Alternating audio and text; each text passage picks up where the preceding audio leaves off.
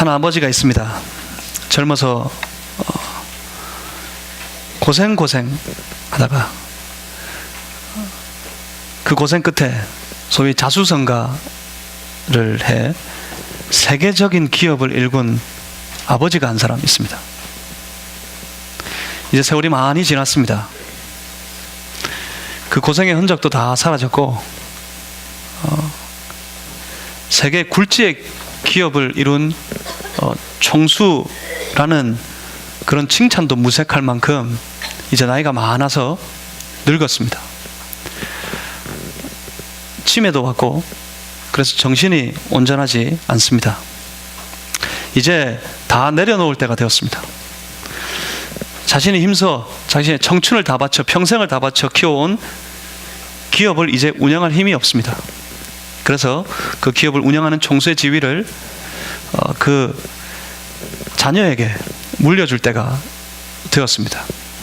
어느새 자라는 중에 실력을 인정받고 기업을 이어받아 잘 운영하고 있는 작은 아들이 있어서 참 다행인 것 같았습니다. 그런데 그 형이 이 사실을 인정할 수가 없습니다. 자기는 뒤로 밀려나고 그 동생이 그 아버지가 일군 세계적인 기업의 총수가 된다는 것을 용납할 수가 없습니다. 자신을 배제하고 그 모든 일들을 그 모든 기업의 일들을 운영하고 있는 그 동생을 용서할 수가 없습니다. 방법을 찾다가 어느 날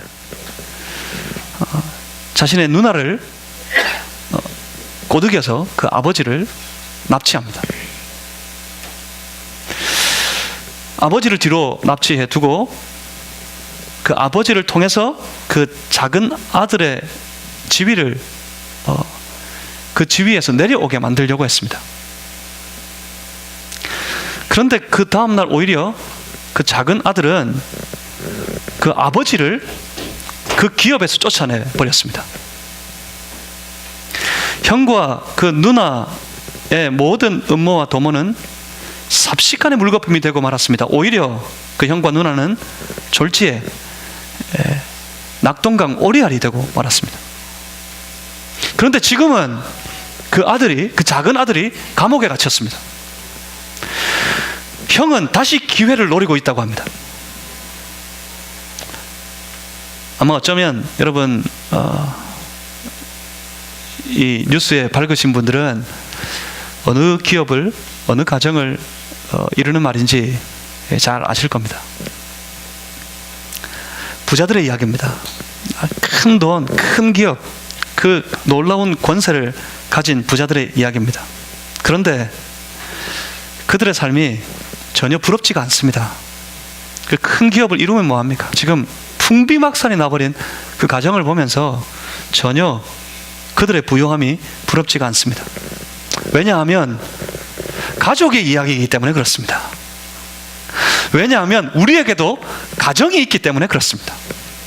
우리가 간절히 바라는 것은 부가 아닙니다. 우리가 간절히 바라는 것은 권력과 명예가 아닙니다. 우리가 간절히 소원하는 것은 가장 기본적으로 내 가정이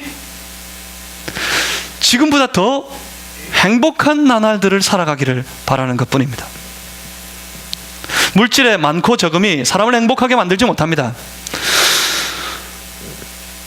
오히려 건강하고 더 온전한 우리의 가정이 우리 가족들, 우리 개인들의 삶을 더 행복하게 만들 수 있습니다.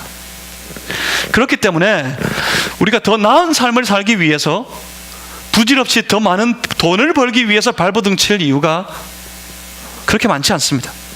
우리가 더 행복한 삶을 살기 위해서 더 높은 자리에 기어오르려고 아둥바둥하는 삶이 그렇게 유효하지가 않습니다. 중요한 것은 우리가 더 나은 삶, 더 행복한 삶을 살기를 원한다면 우리의 가정의 모든 기능이 잘 살아서 서로가 서로에게 작용하고 서로가 서로의 온전한 관계를 세워 우리의 가정이 건강하고 행복해지기를 더 애쓰고 더 바라는 그런 삶이 되어야 하겠습니다. 여러분들의 가정이, 우리가 함께 세워가는 우리의 가정이 주의 은혜 아래에서 더 건강하고 더 행복한 그런 가정이 되시기를 주님의 이름으로 축복합니다. 현대를 위기라고 합니다. 이 위기는, 이 사회의 위기와 모든 주변의 일들의 위기는 우리의 가정에서부터 출발합니다. 왜 이 사회가 갈수록 악해져 가고 왜 갈수록 이 사회가 살기 어려운 그런 사회가, 그런 시대가 되어져 가는 걸까요?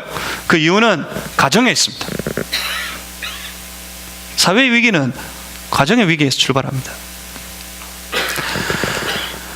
왜 한국 교회가 위기라고 할까요? 과연 무엇 때문에 한국 교회는 이렇게 어려운 지경을 보내고 있는 걸까요? 서로 다투고 불목하고 질시하고 소송에 휘말려서 큰 전쟁을 불사하는 그런 교회가 되어 있을까요? 무엇 때문일까요? 교회 돈이 없어서? 교회가 권력이 없어서일까요? 누구 때문일까요? 비리를 저지른 목사들 때문일까요? 신앙대로 살지 못하는 교회 여러 직분자들 때문일까요? 돌아보면 가정이 있습니다. 성도이지만, 하나님의 거룩한 자녀들이지만 그들의 가정이 행복하지 않습니다. 그들의 가정이 건강하지 않습니다. 건강하지 않은 가정, 행복하지 못한 가족과 함께 지내다가 교회에 오면 하나님 앞에 예배 드릴 수 있을까요? 하나님의 이름을 온전히 찬양할 수 있을까요? 예배와 찬양이 그래서 깨어집니다. 예배와 찬양이 깨어진 교회는 뭐가 남을 것 같습니까? 반목과 질시와 분쟁과 다툼만이 남습니다. 그래서 온갖 다툼 가운데 소송도 불사하고요, 교회는 찢어지고 깨어지고, 그래서 위기를 겪게 되는 겁니다. 교회를 회복시키는 가장 큰 출발점이 어디에 있다고 생각하십니까? 그건 우리 개인의 신앙이 하나님 앞에 바로 서는 것뿐만 아니라 우리의 개인의 신앙이 하나님 앞에 바로 서서 우리가 집으로, 가정으로 돌아가 가정에 들어가서 그 가정을 하나님의 은혜 안에 더 복되게 건강하게 잘 세워가는 것, 그것에서부터 시작될 겁니다. 행복한 가정에서, 건강한 가정에서 즐겁게 매일매일을 살다가 주일이 되어 주님 앞에 와서 예배 드릴 때 그때를 상상해 보십시오. 그 예배는 하나님 앞에 감격입니다. 건강한 가정에서, 행복한 가정에서 즐겁게 가족들과 하루하루를 지내다가 하나님 앞에 나와 찬양해 보십시오. 그 찬양은 하나님 앞에 올려드리는 감사입니다. 내 가정을 주셔서, 이 행복한 나날들을 주셔서 하나님 감사합니다, 하나님 예배하기 원합니다. 그런 가정이 교회를 세우게 되는 겁니다. 건강한 가정, 행복한 가정 세워가는 그런 늘사랑 가족들이 되시기를 다시 한번 주님의 이름으로 축복합니다. 우리 교회의 사활이 여러분의 가정에 달려 있습니다. 오늘 본문은 한 가정의 이야기입니다. 그 가정은 바로 야곱의 가정입니다. 여러분, 아브라함을 아실 겁니다. 아브라함을 하나님께서 축복하셨습니다. 약속하시기를 내가 지시하는 땅으로 가라. 그곳에서 너로 큰 민족을 이루게 하겠다. 하나님께서 약속하셨고 아브라함을 축복하셨습니다. 여러분, 아브라함의 축복을 여러분 기억하실 겁니다. 그 아브라함의 축복의 열매가 어디에서부터 시작되는지 아십니까? 그 축복의 열매는 이삭이 낳은 야곱에서 시작됩니다. 야곱의 이름이 이스라엘입니다. 하나님께서 그를 이스라엘이라고 부르겠다고 하셨습니다. 아브라함에게 약속하셨던 큰 민족이 바로 이스라엘입니다. 그러면 아브라함의 축복이 바로 야곱이었다는 말입니다. 이 야곱의 가정의 이야기입니다. 야곱의 가정은 아브라함에게 하나님께서 약속하셨던 그 놀라운 축복을 이루는 거룩한 통로였습니다. 야곱의 가족들은 하나님의 축복을 이루어가는 통로였다고요. 먼저 여러분 모두에게 바라는 것은 우리의 가정들이, 우리의 가족이 함께 하나님의 거룩한 축복을 이루어가는 통로가 되실 수 있기를 주의 이름으로 축복합니다. 거룩한 축복의 통로 된 우리의 가정이 모여서 거룩한 하늘의 축복을 누리고 이루어가는 우리 늘사랑 교회가 되기를 주님의 이름으로 소망합니다. 이 야곱의 가정의 스토리를 함께 좀 생각해 보려고 합니다. 이 가정을 잘 아십니까? 어디에서 시작이었을까요?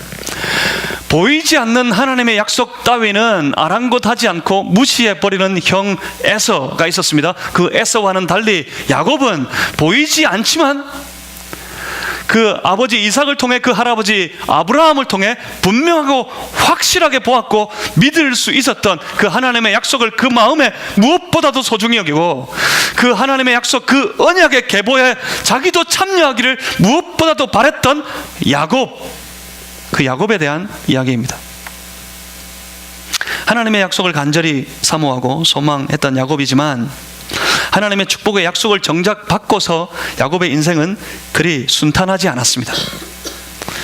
야곱의 길은 탄탄대로가 아니었습니다. 형 에서의 미움을 받았습니다. 그래서 그는 그 아버지의 집에 더 이상 머물러 있을 수 없었습니다. 어머니의 부탁도 있고 해서 그는 하란으로 도망을 칩니다. 하란에 가면 외삼촌 라반이 있습니다. 그 라반의 집에 가려고 그는 먼 길을 떠납니다. 그 길은 도망하는 길이었습니다. 오래간만에 외갓집 기쁨으로 방문하는 길이 아닙니다. 도망치는 길입니다. 누구를 피해서요? 형을 피해서 도망치는 길이었습니다.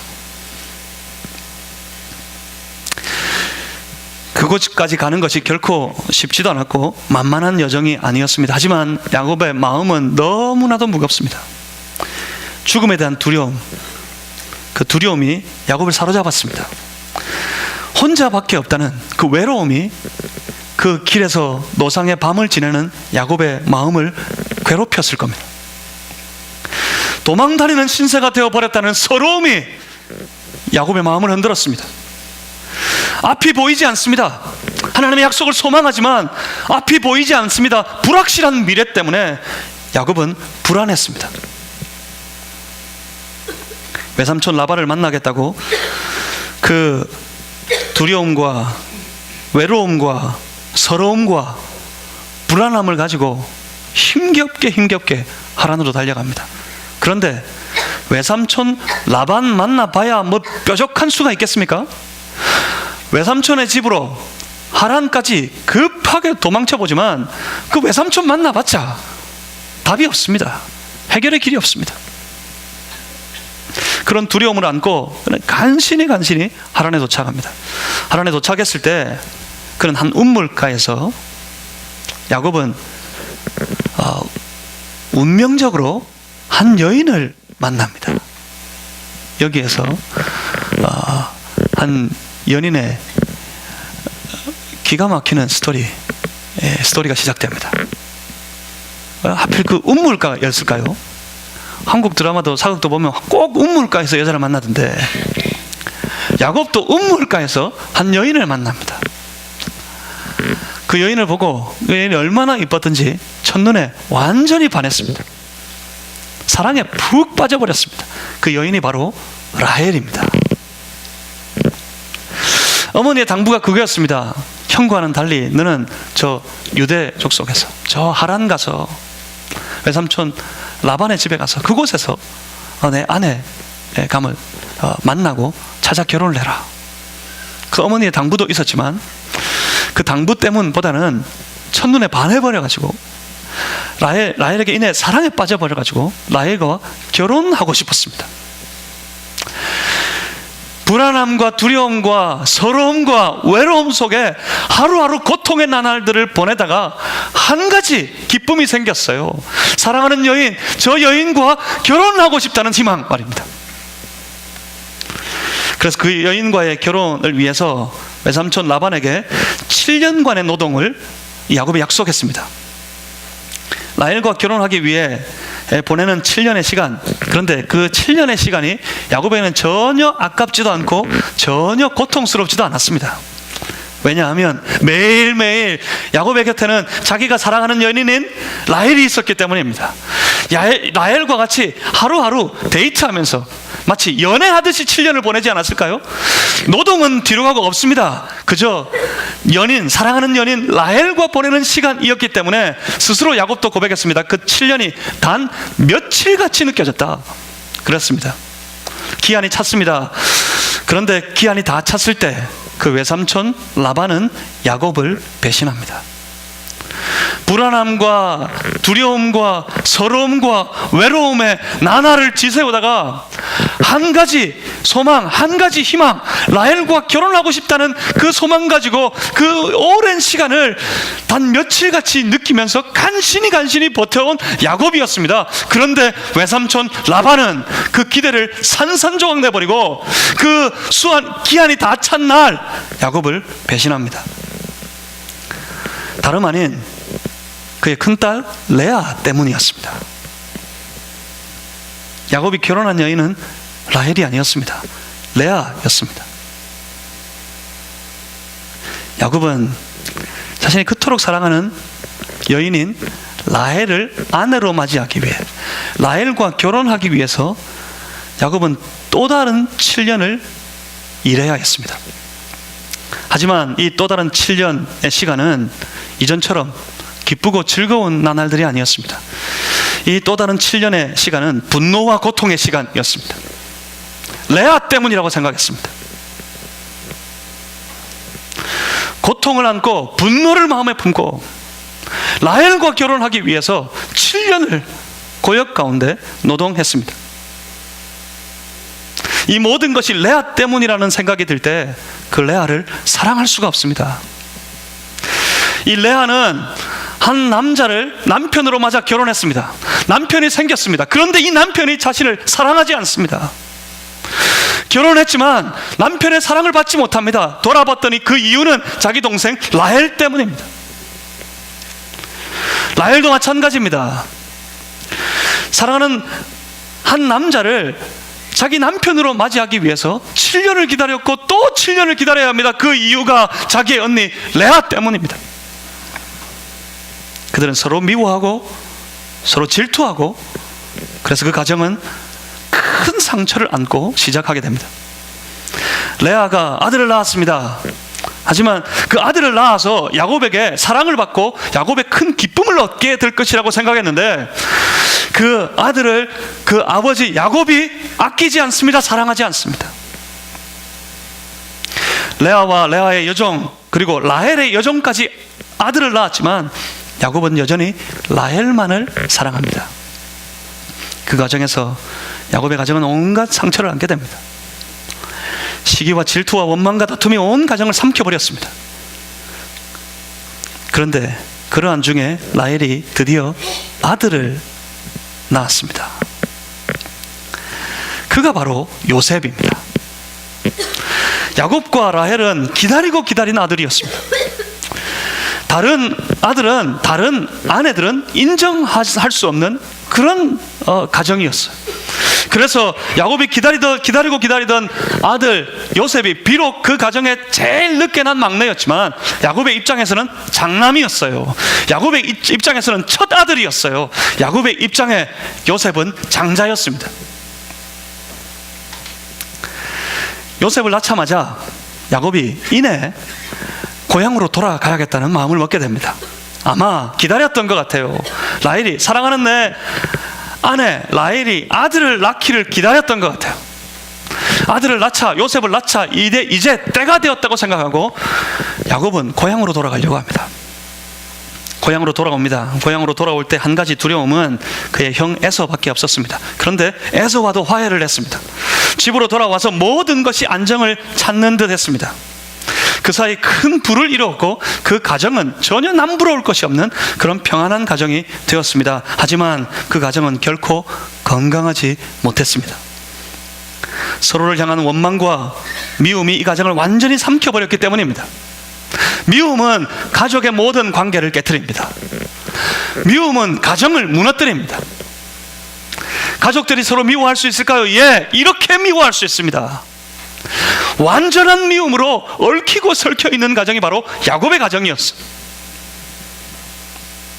어느 날 그 형들이 다 함께 모의해서 동생 야곱을 애굽의 노예로 팔아버렸습니다.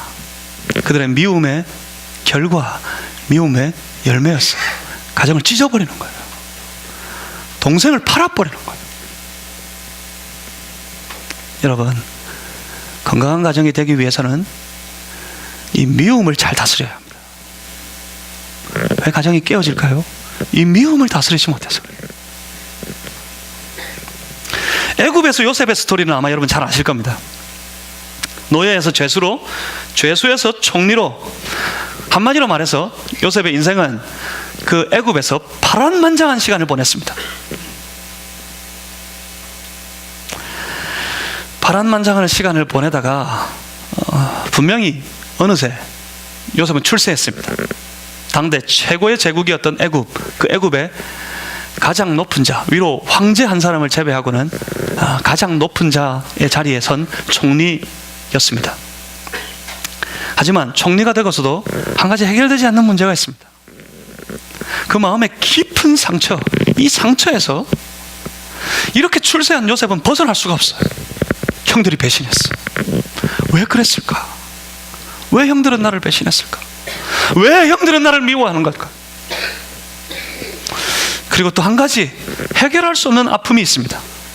다시는 내 아버지 집으로 갈 수 없다. 애굽에서 그 잘 사는 나라 애굽에서 그렇게 놀랍도록 출세했지만 고대 광실 궁정과도 같은 집에서 떵떵거리며 살고 온 백성들을 통치하며 살았지만 집에 가고 싶었어요. 집에. 근데 집에를 못 가. 집에. 그런 자신의 처지가 서럽고 서러울 뿐입니다. 출세했지만 행복하지 않았습니다. 그런데 언젠가부터 그 온 땅에, 애굽 땅에, 그리고 주변의 모든 건동의 지방에 큰 기근, 큰 흉년이 찾아옵니다. 지혜를 내어서 애굽이 배골지 않고 잘 살 수 있도록 이 요셉, 총리인 요셉이 잘 통치하고 있었어요. 그런데 기이한 일이 벌어집니다. 기이한 일이. 이 기근 때문이었어요. 이 흉년 때문이었어요. 아주 희한한 일이 벌어지는데 어느 날 형들이 찾아왔습니다. 알아보지 못하는, 자신을 알아보지 못하는 형들을 앞에 세웠습니다. 기근 때문에, 흉년 때문에 곡식 좀 얻으려고 애굽까지 찾아온, 잘 사는 나라인 애굽까지 찾아왔습니다. 형들을 만났습니다. 요셉은 놀라운 하나님의 섭리를 발견합니다.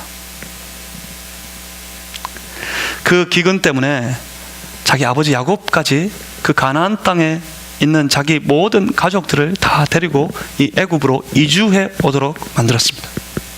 어느 날 갑자기 흉년 때문에 곡식 좀 찾아오라 그랬는데 돌아와서 하는 말이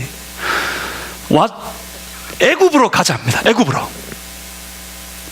애굽으로 와서 기막힌 심정으로 하나님이 약속하신 땅 가나안이었는데 그 하나님의 약속에 참여하고 싶어가지고 형 에서도 배반하고 그렇게 간절한 마음으로 그 약속만을 기대하며 살았는데 그 가나안 땅 떠나서 이방의 땅 애굽으로 갑니다. 불안하고 두려웠습니다. 그런데 애굽에 왔을 때 야곱은 죽은 아들, 그토록 사랑하는 자기에게 큰 아들과도 같은 요셉을 만납니다. 요셉을 봤습니다. 죽었다고 생각했는데 그 아들이 저기 살아있습니다. 그것도 저렇게 잘 되어서 살아있습니다. 아마 야곱의 마음에 오랜 슬픔, 오랜 상처였을 거예요, 요셉은. 그런데 회복됩니다. 야곱의 마음에 기쁨과 감사가 회복되었을 겁니다. 요셉이 거기 있는 것, 요셉을 다시 만난 것, 그것 때문에 회복됐습니다. 그런데 아직 회복되지 않은 사람들이 있습니다. 그 형들이에요. 형들은 자신들의 잘못과 죄에 대한 분명한 기억 때문에 그 깨어진 관계를 회복시키지 못했습니다. 야곱이 살아있는 동안 위장된 평화가 그 가정에 계속되는 것 같았습니다. 그런데 그 야곱이 죽었습니다. 본문은 거기에, 오늘 우리가 함께 읽었던 본문은 바로 그 지점에서 시작됩니다. 야곱이 죽었어요. 하나님의 입장에서 이 가정을 이렇게 버려두실 수는 없습니다. 야곱이 누구라고요? 야곱이 바로 아브라함에게 축복하셨던 대로 그 땅에 이루기를 원하셨던 큰 민족입니다. 야곱이 누구라고요? 야곱이 바로 이스라엘입니다. 야곱을 통해 이스라엘을 세우실 겁니다. 그런데 이 가정이, 이 이스라엘이 이렇게 서로를 미워하고 서로에게 상처를 주면서 고통 가운데 남아있도록 하나님께서 버려두실 수가 없습니다. 이 가정을 싸매셔야 됩니다. 이 가정을 회복시키셔야 됩니다. 이 가정을 다시 세우셔야 합니다. 그래야 하나님의 약속을, 하나님의 계획을, 하나님의 꿈을 이루어갈 수가 있습니다. 오늘 본문은 아이러니하게도 그 야곱이 죽고 난 이후에 이 가정을 아주 절묘하게 회복시키시는 하나님의 놀라운 간섭의 역사를 보여주는 본문입니다. 본문 15절에서 17절까지를 제가 오늘 일일이 다 설명하려고 하지 않습니다. 15절부터 17절까지의 말씀 우리 같이 한번 읽어보겠습니다. 요셉의 형제들이 그들의 아버지가 죽었음을 보고 말하되 요셉이 혹시 우리를 미워하여 우리가 그에게 행한 모든 악을 다 갚지는 아니할까 하고 요셉에게 말을 전하여 이르되 당신의 아버지가 돌아가시기 전에 명령하여 이르시기를 너희는 이같이 요셉에게 이르라 내 형들이 내게 악을 행하였을지라도 이제 바라건대 그들의 허물과 죄를 용서하라 하셨나니 당신 아버지 하나님의 종들인 우리 죄를 이제 용서하소서 하매 요셉이 그들이 그에게 하는 말을 들을 때 울었더라. 아멘. 아주 흥미로운 스토리고 아주 슬픈 이야기입니다. 그런데 여기에 이 야곱의 가정을 회복시키는 아주 중요한 키워드가 되는 단어가 하나 있습니다. 하나님께서 이 가정을 회복시키시길 원하셨습니다. 회복시켜야 되겠다고 생각하셨습니다. 그래서 이 장면을 만드십니다. 이 가정이, 야곱의 이 가정이 완전히 여기서 회복됩니다. 중요한 키워드가 하나 있어요. 그게 뭘까요? 그게 바로 용서입니다.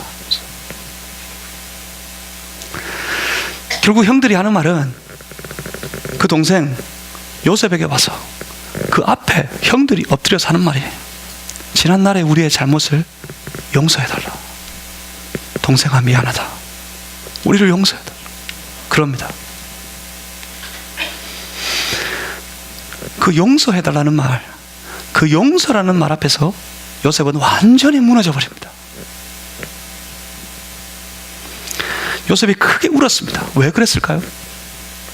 그 용서 앞에 요셉은 무너져서 그가 그 형들에게 대답하는 말이 이겁니다. 본문 19절입니다. 요셉이 그들에게 이르되 두려워하지 마소서.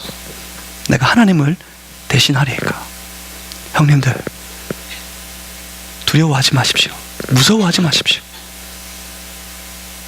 하나님을 대신하겠습니까? 내가 다 하나님이 하셨습니다 하는 고백입니다.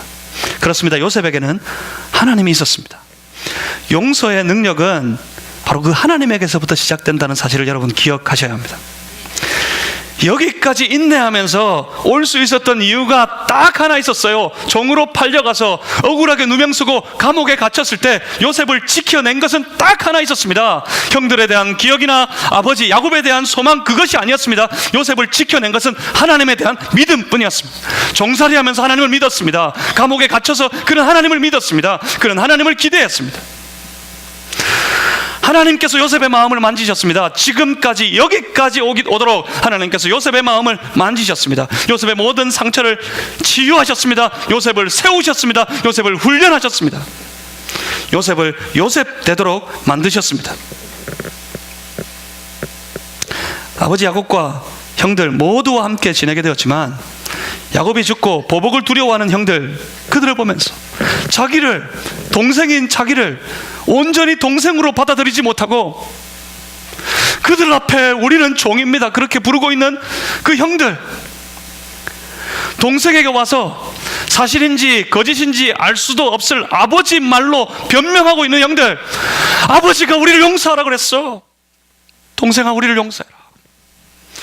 그러고 있는 형들, 그 앞에 엎드려 있는 형들 보면서 요셉은 억장이 무너졌어요.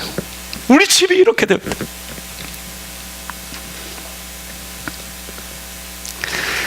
요셉이 그럽니다.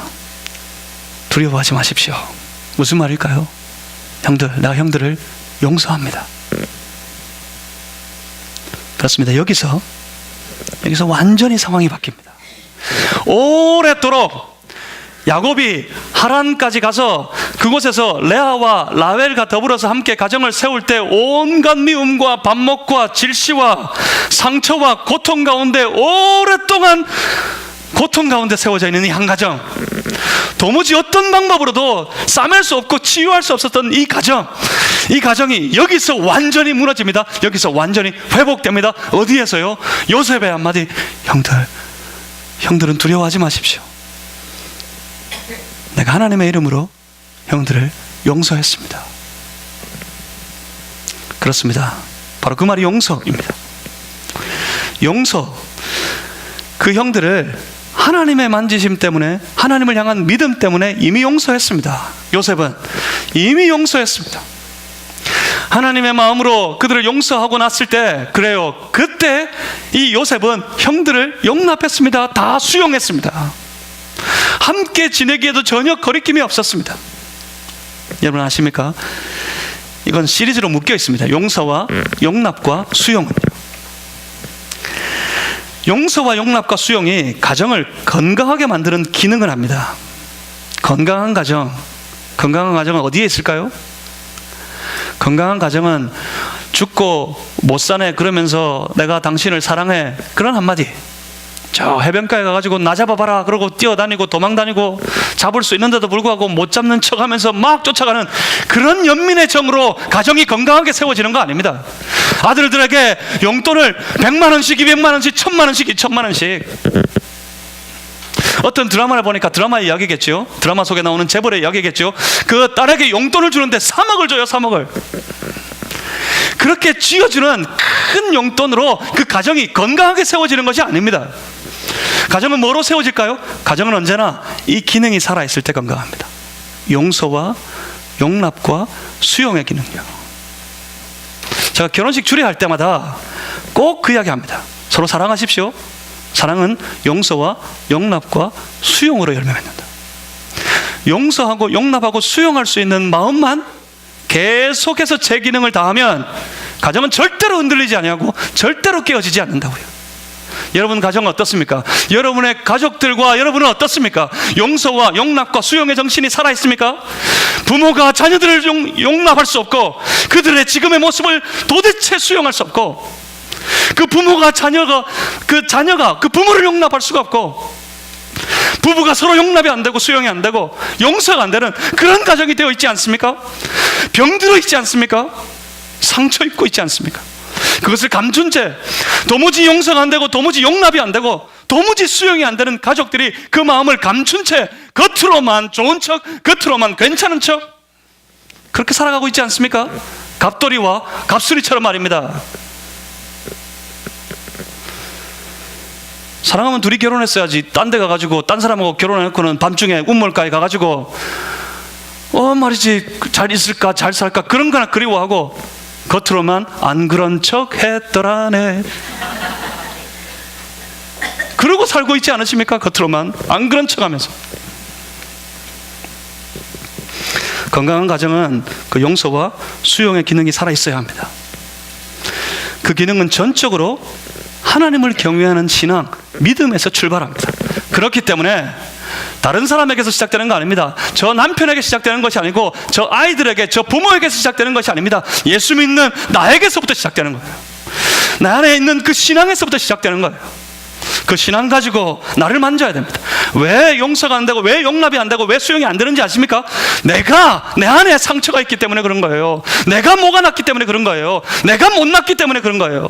하나님께서 나의 못난 부분, 나의 뭐가 난 부분을 하나님께서 말씀으로, 하나님의 은혜로, 하나님의 놀라운 역사로 만지셔야 돼요.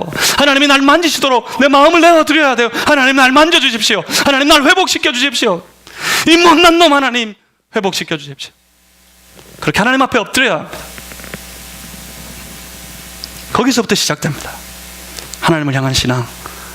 하나님이 날 만지시고 나를 회복시키시고 믿음으로 새롭게 해주셨을 때 내 가족들을 내가 진정으로 용납하고 수용하고 마음 다해 용서하고 그렇게 살아갈 수 있게 되는 겁니다.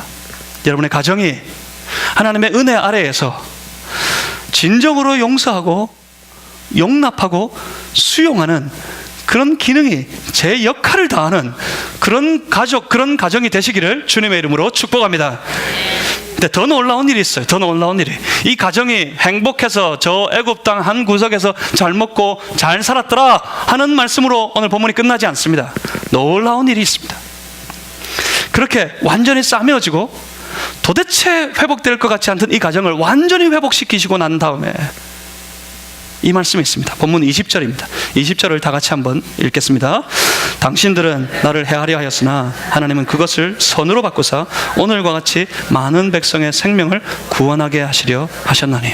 아멘. 왜 그랬는지 모르겠습니다. 왜 요셉에게 이런 믿음이 생겼는지 모르겠어요. 요셉은 큰 그림을 봤습니다. 하나님을 바라보는 믿음 가운데 늘 기도하면서, 모르겠습니다. 꿈으로 봤을지, 요셉하면 꿈 생각나는데 꿈으로 봤을지, 비몽 사몽간에 봤을지, 믿음의 눈으로 저 멀리 보는 환상으로 봤을지, 뭐 때문에 봤는지 모르겠는데 요셉은 봐버렸습니다. 하나님의 큰 그림을, 하나님의 큰 꿈을, 하나님의 비전을 봐버렸습니다. 그것이 뭘까요? 이스라엘이에요. 이스라엘. 저 가나안 땅에 세워질 하나님께서 약속하신 큰 민족, 그 이스라엘이 요셉이 보았던 하나님의 꿈이었습니다. 그럽니다. 오늘같이 많은 백성을, 오늘같이 이 큰 민족의 생명을 구원하게 하시려고 하나님께서 나를 이곳으로 먼저 보내신 것이라고. 과연 그랬습니다. 이 가정을 통해서, 이 가정이 행복하였더라로 끝이 아니라 이 가정을 통해서 하나님의 꿈이 이루어집니다. 이 가정을 그 애굽 땅에서 회복시키시고 난 다음에 하나님께서 품으신 놀라운 비전, 이스라엘에 대한 비전을 이 가정을 통해 하나님께서 이루시게 됩니다. 완성하게 됩니다. 여러분 아십니까?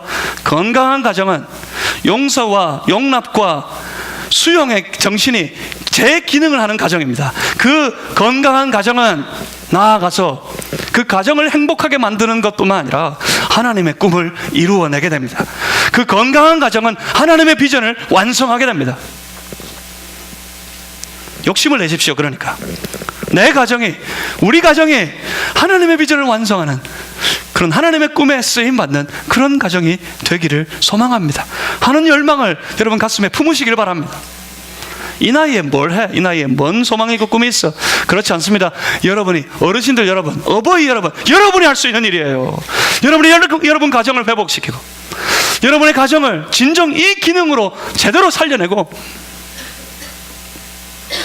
그래서 하나님의 역사에 참여하는 그런 가정을 여러분이 만들 수 있습니다. 여러분이, 어른들이, 부모들이 그 자녀들과 함께 만들어 가야 합니다. 청년들이, 학생들이, 저 어린 자녀들이 하나님 제대로 모르는 저 부모님들과 함께, 교회는 열심히 다니는 것 같은데 10년이고 20년이고 교회 열심히 다녀서 교회에서 직분도 없고 그런 것 같은데 그 자녀들이 볼 때 영 우리 엄마 아빠는 믿음도 없어. 그렇게 믿음도 없는 것 같이 보이는 그 부모들과 함께 자녀된 여러분들이 만들어 가야 합니다. 하나님, 우리의 가정을 건강하게 하시고 하나님의 꿈을 이루는 가정이 되게 해주십시오. 온 가족이 전부 서로 바라보며 서로 기도하고 서로 용서하고 서로 용납하고 서로 수용하고, 그렇게 서로 사랑하면서 함께 꿈꾸면서 하나님의 놀라운 계획을 이루어가는 우리 가정 되게 하여 주옵소서 소원하면서 그렇게 살아가야 할 것입니다. 우리 모든 가정이, 우리 늘사랑 권속들의 모든 가정이 진정한 용서와 용납과 수용의 기능이 살아 역사하는, 역동하는 건강한 가정을 이루고 결국에는 하나님의 비전을 완성하는 데 쓰임받는 그런 가정들이 다 되시기를 주님의 이름으로 축복합니다. 기도하겠습니다.